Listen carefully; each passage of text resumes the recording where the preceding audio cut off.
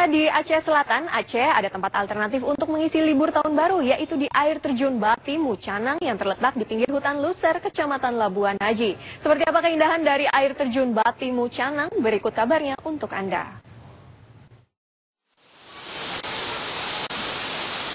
Kawasan Taman Nasional Gunung Leuser menyimpan banyak sekali keindahan alam dan potensi wisata.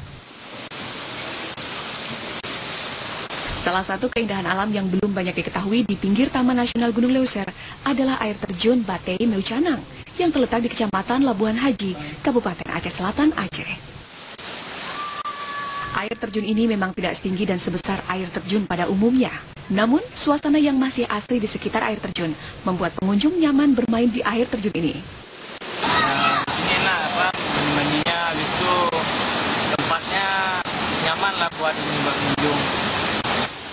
Untuk mencapai lokasi ini, para pengunjung harus berjalan kaki selama 30 menit dari desa Bulokan.